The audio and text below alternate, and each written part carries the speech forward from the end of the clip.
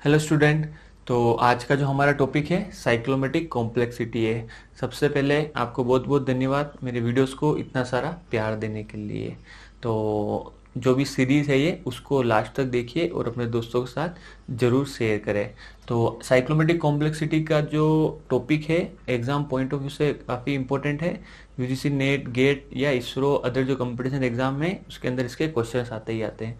तो क्वेश्चंस के थ्रू हम इसको करने की कोशिश करते हैं, आपको चीज़ें आसानी से समझ में आ जाएगी। तो देखिए क्वेश्चन दिया हुआ ये गेट 2004 का, consider the following program module. ये एक मॉड्यूल दिया हुआ है और व्हाट इज साइक्लोमेटिक कॉम्प्लेक्सिटी, इसकी आपको क्या निकालनी है, साइक्लोमेटिक कॉम्प्लेक्सिटी निकालनी है। तो देखिए किस तरीके से निकालेंगे, क्वेश्चन देख के डरने की जरूरत नहीं है। देखते हैं हम किस तरीके से करेंगे इसको। इसके 3 तरह के फॉर्मूले हैं, फॉर्मूले आप लिख लीजिए एक बार। Cyclomatic complexity equal to E minus N plus 2, ठीक है, जहां पे ई का क्या मतलब है एज और यहाँ पे एन का क्या मतलब है नोड। सेकेंड फॉर्मूला है इसका साइक्लोमेटिक कॉम्प्लेक्सिटी का number of bounded region plus 1, जहां पे आर का क्या मतलब है नंबर ऑफ बाउंडेड रीजन। एक बार इन सभी के फॉर्मूले लिख लीजिए आप, फिर हम इसको करने की कोशिश करते हैं। और तीसरा जो इसका फॉर्मूला है वो है कंडीशनल स्टेटमेंट प्लस 1। सी का मतलब क्या हो गया नंबर ऑफ कंडीशनल स्टेटमेंट या decision statement. Okay, number of conditional statement plus 1, ये 3 तरह के फॉर्मूले हैं और वन बाय वन हम देखेंगे कि किस तरीके इस फॉर्मूले से हम आंसर निकाल सकते हैं। ओके, तो एक इस तरह एक ही क्वेश्चन को करने के लिए आपके पास अलग अलग तरह के तरीके हैं, तो जो आपको बेटर लगे उसे आप जल्दी आप एग्जाम के अंदर कर सकते हैं। तो चलिए मैं फॉर्मूले हटा रहा हूँ, आपने मेरे ख्याल से स्नैपशॉट ले लिया होगा। अब इसको करने की कोशिश करते हैं। तो मैंने आपको बताया था कि साइक्लोमेटिक कॉम्प्लेक्सिटी निकालने के लिए हमें कंट्रोल फ्लो ग्राफ को निकालना बहुत जरूरी है। जो प्रीवियस वीडियो था उसके अंदर मैंने बताया था आपको कंट्रोल फ्लो ग्राफ कैसे निकालते हैं, और जिसने भी नहीं देखा प्लीज प्रीवियस वीडियो को रेफर कीजिए, और बाकी हम यहाँ पे देख ही रहे हैं। तो इसका अब हम क्या निकालेंगे कंट्रोल फ्लो ग्राफ। ओके, तो देखिए ये आपको एक कोड सेक्शन दिया हुआ है, इसकी आपको साइक्लोमेट्रिक कॉम्प्लेक्सिटी निकालनी। तो सबसे पहले कोशिश कीजिए इनकी हम नंबरिंग कर दें। तो इंट मॉड्यूल है, इसको छोड़ दीजिए और इसके लास्ट वाले पार्ट को छोड़ दीजिए, बाकी के नंबरिंग कर दे 1 2 3 4 5 और 6। थोड़ा प्रोग्राम हम देख लेते हैं। यहाँ पे एक वाइल स्टेटमेंट का यूज किया हुआ है, इसका मतलब कहीं ना कहीं आपका लूप का यूज हो रहा है। While is x is not equal to y, जब तक x y के बराबर नहीं है तब तक यहाँ से लेके यहाँ तक जो पार्ट है पूरा का पूरा लूप में चलेगा, 1 से लेके 5 तक। मतलब 1 से 5 पे आएगा, 5 से वापस जो स्टेटमेंट है आपका 1 के ऊपर जंप करेगा। और यहाँ देखिए अगर x y के बराबर हो जाता है मतलब कंडीशन फॉल्स हो जाती है, तो ये क्या हो गया स्टेटमेंट 1 से हट के डायरेक्ट कहाँ पे आ जाएगा 6 के ऊपर आ जाएगा। ओके, कंडीशन फॉल्स होगी तो अंदर जाएगा ही नहीं ना, तो 1 से कहाँ आ जाएगा 6 के ऊपर आ जाएगा। और कंडीशन ट्रू होती है अगर x y के बराबर नहीं है, तब वो कहाँ जाएगा अंदर वाले स्टेटमेंट को एग्जीक्यूट करेगा। और यहाँ पे भी देखिए एक कंडीशन बन रही है if x is greater than y, तो थर्ड वाला स्टेटमेंट एग्जीक्यूट करेगा, और x की वैल्यू y से बड़ी नहीं है तो फोर्थ वाला स्टेटमेंट एग्जीक्यूट करेगा। तो चलिए हम इसका कंट्रोल फ्लो ग्राफ बनाने की कोशिश करते हैं। ओके, सबसे पहले कौन सा स्टेटमेंट एग्जीक्यूट करेगा, फर्स्ट वाला, यहाँ बना दीजिए आप। सबसे पहले फर्स्ट वाला, फर्स्ट के बाद while x is not equal to y, मान लेते हैं कि x की वैल्यू y के बराबर नहीं है, तो कहाँ जाएगा अंदर जंप करेगा। तो फर्स्ट के बाद कहाँ जाएगा अंदर, तो ये क्या बन जाएगा सेकेंड वाला स्टेटमेंट एग्जीक्यूट करेगा। सेकेंड के बाद कौन सा एग्जीक्यूट करेगा, थर्ड या फोर्थ, दोनों में से एक एग्जीक्यूट करेगा। तो ये क्या हो जाएगा थर्ड एग्जीक्यूट करेगा, ये कौन सा करेगा फोर्थ वाला एग्जीक्यूट करेगा। कैसे, क्यों, अगर x की वैल्यू y से बड़ी है तो थर्ड करेगा और छोटी है तो फोर्थ करेगा। उसके बाद कौन सा एग्जीक्यूट करेगा, फिफ्थ एग्जीक्यूट करेगा। ओके, यहां तक किसी को प्रॉब्लम। और फिफ्थ के बाद क्या करेगा, अगर x की वैल्यू जब तक y के बराबर नहीं है तब तक ये क्या कंटिन्यूस क्या चलता रहता है, लूपिंग चलती रहेगी। तो फिफ्थ के बाद कहाँ जाएगा वापस 1 के अंदर जंप करेगा। जब तक x की वैल्यू y के बराबर नहीं आ जाती तब तक ये क्या करेगा, इटरेट करता रहेगा इस तरीके से। ओके, और अगर मान लीजिए अगर कंडीशन फॉल्स हो जाती है तो कहाँ आ जाएगा, बाहर आ जाएगा। बाहर आ जाएगा तो ये कहाँ आ जाएगा, 6 वाले नोड के अंदर आ जाएगा। तो इस कोड का ये कंट्रोल फ्लो ग्राफ हमारा बन चुका है। तो आइए अब हम समझते हैं किस तरीके से इससे हम आंसर निकाल सकते हैं। मेरे ख्याल से समझ में आ गया होगा आपको। वाइल स्टेटमेंट है तो 1 से लेके 5 तक तो इटरेट करेगा, 1 से लेके 5 तक तो ये कंटिन्यूस क्या करेगा, इटरेट मतलब लूप में जाएगा, और उसके बाद 6 के अंदर ये रिटर्न कर देगा अगर कंडीशन फॉल्स होगी। और यहाँ पे सेकंड के अंदर 2 ब्रांच है, इफ की वैल्यू अगर सही है तो थर्ड पे मूव करेगा, और इफ की वैल्यू गलत है तो फोर्थ पे मूव करेगा, और फिफ्थ में यहाँ पे क्या हो जाएगा, क्लोज हो जाएगा आपका। ओके, तो चलिए अब हम इसकी साइक्लोमेट्रिक कॉम्प्लेक्सिटी निकालते हैं। तो फर्स्ट वाला फॉर्मूला क्या था हमारा, cyclometric complexity equal to number of edges minus node plus 2। यहाँ एजेस कितनी आप बता सकते हैं मेरे को, एजेस कौन सी होती है, ये वाली एजेस है, 1 2 3 4 5 6 7 7 माइनस नोड कितना है 6 प्लस 2, क्या आ गया आंसर आपका 3। इसकी साइक्लोमेट्रिक कॉम्प्लेक्सिटी कितनी निकल के आ गई, 3 निकल के आ गई। सेकेंड वाला फॉर्मूला देखते हैं। सेकेंड वाला फॉर्मूला क्या था आपका, number of bounded region plus 1। Exam के अंदर आपको कोई सा भी एक फॉर्मूला यूज करना है, मैं आपको तीनों फॉर्मूले यूज करके बता रहा हूँ। Number of bounded region plus 1। अब यहाँ पे बाउंडेड रीजन क्या होते हैं, ऐसा एरिया जो चारों ओर से एजेस से घिरा हो। तो वो कौन सा एरिया, देखिए एक तो ये रहा रीजन 1 और दूसरा एरिया रीजन 2। ये देखिए ये है आपका रीजन 1 और ये हो गया आपका रीजन 2। कैसे हुआ, ये देखिए यहाँ ये घिरा हुआ है, बाउंडेड है मतलब बंधा हुआ है, और यहाँ देखिए ये बाउंडेड है। कितने रीजन हो गए, 2। तो ये क्या हो गया, 2 प्लस 1 3। और हमेशा आंसर क्या आएंगे, सेम आएंगे, आप किसी भी फॉर्मूले से निकाल सकते हैं। थर्ड क्या है, cyclometric complexity equal to conditional statement plus 1 तो आप साइक्लोमेट्रिक कॉम्प्लेक्सिटी डायरेक्ट इस जो प्रोग्राम दिया हुआ है इससे भी आप निकाल सकते हैं। आपको कंट्रोल फ्लो ग्राफ बनाने की कोई जरूरत नहीं है। कैसे निकाल सकते हैं, देखिए यहाँ पे आपके कंडीशनल स्टेटमेंट कौन से है, यहाँ पे देखिए एक तो ये रहा वाइल, दूसरा कौन सा है इफ वाला। कितने हो गए, 2, और कोई है नहीं है, तो क्या हो जाएगा 2 प्लस 1 इक्वल टू 3। आप चाहे उस फॉर्मूले से आंसर निकाल सकते हैं, क्योंकि मुझे आपको कंट्रोल फ्लो ग्राफ बना के बताना था, इसलिए मैंने इसको पहले CFG के अंदर कन्वर्ट किया, और इससे क्या हो गया, तीनों फॉर्मूले के थ्रू मैंने आपको आंसर बता दिया। एग्जाम के अंदर आपको अगर इस तरह का कोड दिया होता है तो आप इस फॉर्मूले का यूज कर सकते हैं। इस तरह का अगर आपको कोई डायग्राम दिया हुआ है तो आप इस वाले का यूज कर सकते हैं या इस वाले फॉर्मूले का यूज कर सकते हैं। जिस भी फॉर्मूले का आप चाहे उसका यूज कर सकते हैं। ओके, इसके अंदर एक क्वेश्चन और बनता है कि आपको ये पूछ सकते हैं कि भाई लीनियरली इंडिपेंडेंट पाथ कौन कौन से है। लीनियरली इंडिपेंडेंट पाथ, तो पहली बात तो लीनियरली इंडिपेंडेंट पाथ कितने होंगे, जितनी इसकी साइक्लोमेट्रिक कॉम्प्लेक्सिटी होगी। कितने हो गए, 3। कौन कौन से है, वेरी सिंपल है, जो आपका ये जो प्रोग्राम है किस किस तरीके से कौन कौन सी एज से मूव कर रहा है। देखिए सबसे पहले देख ले, फर्स्ट से स्टार्ट हुआ, और अगर कंडीशन फॉल्स हुई तो डायरेक्ट कहाँ जा रहा है, 6 पे जा रहा है। तो एक तो हो गया 1,6। दूसरा क्या हो गया, अगर कंडीशन फॉल्स हुई तो 1 से 2 जाएगा, 2 से 3 भी जा सकता है, 4 भी जा सकता है। तो 1 2 3 5 1 6, 1 2 3 5 1 6। दूसरा रास्ता क्या है, 1 2 4 5 1 6, 1 2 4 5 1 6। ओके, तो ये क्या हो गया आपके लीनियरली इंडिपेंडेंट पाथ। तो इसका आंसर क्या हो गया, बी इसका करेक्ट आंसर है। तो और भी हम फर्दर एग्जांपल से समझने की कोशिश करते हैं, चीजें आपको आसानी से समझ में आ जाएगी।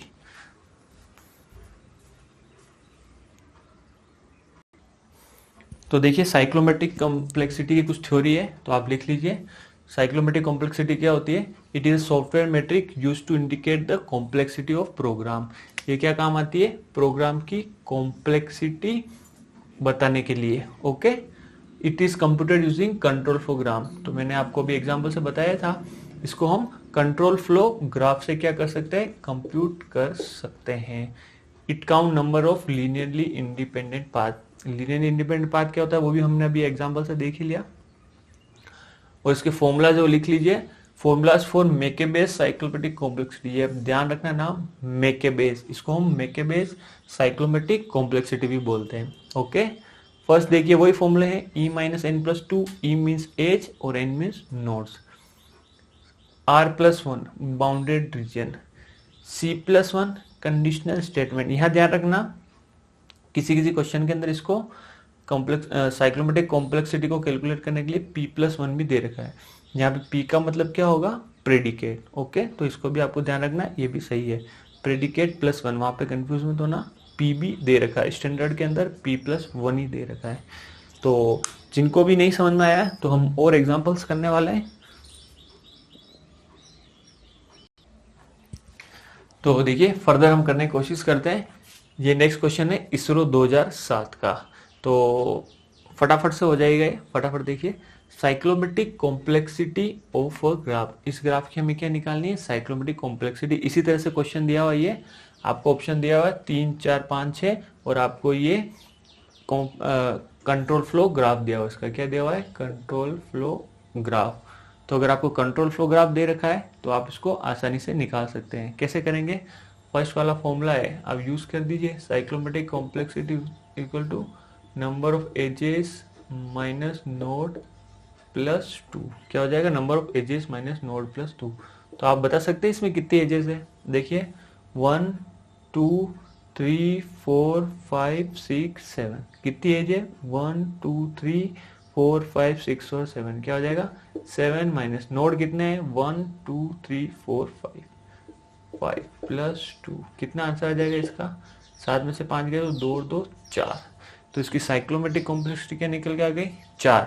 अब आप बोलेंगे कि नहीं सर बाउंडेड रीजन वाले से भी करके बताइए, तो देखिए वो फॉर्मूला पुट कर दीजिए, cyclometric complexity equal to number of bounded region plus 1। आप बता सकते हैं बाउंडेड रीजन कितने हैं, यहाँ पे देखिए एक ये बाउंडेड रीजन है R1 और दूसरा ये वाला बाउंडेड रीजन है R2। तो बाउंडेड रीजन कितने हो गए 2। ओके, और एक पूरा का पूरा हमारा क्या है बाउंडेड रीजन है। कितने रीजन हो गए हमारे पास, 3 बाउंडेड रीजन हो गए। एक तो ये R1 ये है, एक R2 है और एक ये पूरा बाउंडेड रीजन हो गया। ओके, यहाँ पे देखिए तो कितने बाउंडेड रीजन हो गए 3 प्लस 1, कितना आ गया आंसर 4, इसका आंसर आ चुका है। ओके, तो किसी भी फॉर्मूले से आप कर सकते हैं, आंसर सेम आएगा। नेक्स्ट क्वेश्चन देखिए, what is cyclometric complexity of a module which has 70 edges and 13 nodes. ये इसरो 2013 के अंदर आया हुआ क्वेश्चन है। तो आपको क्या क्या दिया हुआ है, देखिए एज दी हुई है और नोड दिया हुआ है। इसके अंदर आपको कुछ करना ही है, फॉर्मूला पुट कीजिए, E minus N plus 2, edge क्या हो जाएगी आपके पास 17 माइनस नोड क्या हो जाएंगे 13 प्लस 2, क्या हो जाएगा 17 में से 13 गए तो 4 प्लस 2, क्या हो जाएगा 6। तो इसका करेक्ट आंसर आपके पास क्या निकल के आ जाएगा 6, सी ऑप्शन है जिसका क्या आंसर आ जाएगा 6, इसका करेक्ट आंसर आ जाएगा। ओके, तो और नेक्स्ट हम क्वेश्चंस देखते हैं इसके अंदर। तो नेक्स्ट क्वेश्चन देखिए, ये क्वेश्चन यूजीसी के अंदर आया हुआ है, यूजीसी नेट के अंदर कंप्यूटर साइंस। तो इसकी आपको क्या निकालनी है, साइक्लोमेट्रिक कॉम्प्लेक्सिटी निकालनी है। तो आपके पास 2 तरीके हैं, या आप फॉर्मूले का यूज कीजिए, एजेस माइनस नोड प्लस 2। तो आप बता सकते हैं कितनी एजेस है इसकी, 1, 2, 3, 4, 5, 6, 7, 8, 9, 10, टोटल कितनी एज है 10। नोड कितने हैं 1, 2, 3, 4, 5, 6, 7, 8 प्लस 2। तो इसका आंसर क्या आ गया 2 प्लस 2 दैट इज 4। या अगर दूसरा फॉर्मूला कौन सा यूज करेंगे हम, number of bounded region plus 1। तो देखिए बाउंडेड रीजन कितने हैं, एक ये है R1, दूसरा ये है R2 और तीसरा कौन सा हो गया, ये पूरा बाउंडेड रीजन है R3। 3 प्लस 1 क्या हो गया 4। तो इस क्वेश्चन का आंसर क्या आ जाएगा 20 का करेक्ट आंसर है। ओके, तो एक बार अगर आपको तरीका समझ में आ गया तो आप आसानी से कर सकते हैं। फर्दर चलते हैं हम क्वेश्चन के ऊपर। तो ये क्वेश्चन देखिए, बहुत ही अच्छा क्वेश्चन है, ब्यूटीफुल क्वेश्चन, NIC साइंटिस्ट 2017 का क्वेश्चन है और प्योर कंसेप्चुअल बेस्ड क्वेश्चन है। तो क्वेश्चन देखिए, the cyclometric complexity of each of the module A and B shown is 10। ये बोल रहे हैं कि इस A की साइक्लोमेट्रिक कॉम्प्लेक्सिटी कितनी दे रखी है आपको 10, और B की साइक्लोमेट्रिक कॉम्प्लेक्सिटी भी क्या दे रखी है 10। What is cyclometric complexity of sequential integration shown on the right hand side. अब इन दोनों को एक साथ मिला के इंटीग्रेट कर दिया सीक्वेंशियल, तो अब इसकी साइक्लोमेट्रिक कॉम्प्लेक्सिटी क्या होगी ये पूछा गया है। तो बताइए कैसे करेंगे इसको, थोड़ा सा आप सोचिए, दिमाग लगाइए, किस फॉर्मूले के अंदर पुट करेंगे और कैसे आइडेंटिफाई करेंगे। तो देखिए हम इसको करने की कोशिश करते हैं, बिल्कुल सिंपल सा है अप्रोच है। इस मॉड्यूल की साइक्लो कॉम्प्लेक्सिटी दे रखी है 10। अगर हम कंडीशनल फॉर्मूले का यूज करेंगे तो कंडीशनल फॉर्मूला क्या होता है, cyclometric complexity equal to conditional statement plus 1। Okay, तो कंडीशनल स्टेटमेंट प्लस 1 की वैल्यू क्या दे रखी है आपको 10 दे रखी है। किसके लिए, मॉड्यूल ए के लिए, यही दे रखा है ना। कंडीशनल स्टेटमेंट प्लस 1 की वैल्यू 10 दे रखी है, साइक्लोमेट्रिक कॉम्प्लेक्सिटी ए क्या दे रखी है 10 दे रखी है। इससे मेरे को क्या पता चल जाएगा, अगर मैं सी की वैल्यू निकाल लूँ तो कंडीशनल स्टेटमेंट इस ए के अंदर कितने हो जाएंगे आपके पास, 9 कंडीशनल स्टेटमेंट है मेरे पास। उसी प्रकार से आप बी का निकाल लीजिए, तो ये क्या हो जाएगा, conditional statement of b plus 1 equal to 10। दोनों की 10 10 दे रखी है, तो आपके पास बी की वैल्यू क्या आ जाएगी 9 आ जाएगी। इसका मतलब क्या हो गया, आपके पास ए मॉड्यूल के अंदर 9 कंडीशनल स्टेटमेंट है और बी मॉड्यूल के अंदर 9 कंडीशनल स्टेटमेंट है। बस ये वैल्यू यहाँ रख दीजिए। अगर आपको ए और बी दोनों की एक साथ आपको क्या निकालनी है, साइक्लोमेट्रिक कॉम्प्लेक्सिटी, तो आप फिर से फॉर्मूले का यूज करेंगे, cyclometric complexity equal to conditional statement plus 1। तो इसके कंडीशनल स्टेटमेंट कितने आ गए हमारे पास 9, इसके कंडीशनल स्टेटमेंट कितने हो गए हमारे पास 9। तो ये क्या हो जाएगा 9 और 9 कितना हो जाएगा 18 प्लस 1, ये क्या हो गया 19। तो हमारा आंसर क्या निकल के आ जाएगा 19, इसका करेक्ट आंसर निकल के आ जाएगा। उम्मीद है आपको समझ में आया होगा। देखिए बिल्कुल भी टफ नहीं है, थोड़ा सा आप सोचिए आपको समझ में आ जाएगा कि आप यहाँ पे आराम से क्या निकाल सकते हैं, कंडीशनल जो स्टेटमेंट है उसका यूज करते हैं, या बाउंडेड जो रीजन है उसका भी यूज कर सकते हैं। ओके, दोनों में से किसी भी फॉर्मूला का यूज करके आप आराम से आंसर निकाल सकते हैं। तो क्योंकि मॉड्यूल है और यहाँ पे कुछ ना कुछ कंडीशन दी होगी, इसलिए ये हायर प्रायोरिटी पर रहेगा। इस फॉर्मूले का मैं यूज करके सेफ साइड चलूंगा। तो इसकी साइक्लोमेट्रिक कॉम्प्लेक्सिटी दी हुई 10, इसका मतलब सी ए की वैल्यू 10 दी हुई है, इसका मतलब इस ए की कंडीशनल स्टेटमेंट कितने हो जाएंगे मेरे पास 9। इसी प्रकार बी के कंडीशनल स्टेटमेंट कितने हो जाएंगे 9। अब आपको पता है दोनों की साइक्लोमेट्रिक कॉम्प्लेक्सिटी क्या है, तो अब ए की निकालिए 9, बी की निकालिए 9 और आप इस फॉर्मूले के अंदर पुट कर दिए, जो आंसर क्या हो जाएगा आपका 19, आपका इसका करेक्ट आंसर आ जाएगा। चलिए फर्दर हम और एग्जाम्पल देखते हैं। तो ये क्वेश्चन देखिए, यूजीसी नेट 2006 के अंदर पूछा गया है, in software metric McCabe cyclometric complexity is given by, और ये आपको फॉर्मूले दे रखे हैं, आपको इसको करेक्ट चूज करना है। तो मेरे ख्याल से आंसर आ गया होगा आपका, बिल्कुल सिंपल है। तो यहाँ पे ई मतलब एजेस है और एन मतलब क्या है नोड्स, और यहाँ पे एक टर्म और दे रखी है इन्होंने पी मतलब क्या हो गया प्रेडिकेट। तो इसको आप साथ में लेके चल सकते हैं और या इसको आप नेग्लेक्ट भी कर सकते हैं। ओके, तो फर्स्ट देखिए ई माइनस एन प्लस 2, और हमारा एजेस और नोड का फॉर्मूला यही है, तो फर्स्ट ये हमारा करेक्ट आंसर हो गया। ई माइनस एन माइनस 2 ये नहीं है, ई प्लस एन प्लस 2 नहीं, ई माइनस एन स्टार 2 ये तो है ही नहीं। तो इस क्वेश्चन का आंसर क्या हो गया, ए इसका करेक्ट आंसर हो गया है। ओके, तो उम्मीद है वीडियो आपको पसंद आया होगा। तो अगर आपको अच्छा लगे तो प्लीज़ अपने फ्रेंड के साथ इसको शेयर करें, लाइक जरूर करें, और मिलते हैं हमारे नेक्स्ट वीडियो के अंदर। तो टेस्टिंग फेज है, वेरी इंपॉर्टेंट फेज है, तो वीडियोस को लास्ट तक जरूर देखें और इस सीरीज को पूरी करने की कोशिश करें। हंसते रहे और मुस्कुराते रहे। मिलते हैं हमारे नेक्स्ट वीडियो के अंदर। Thank you.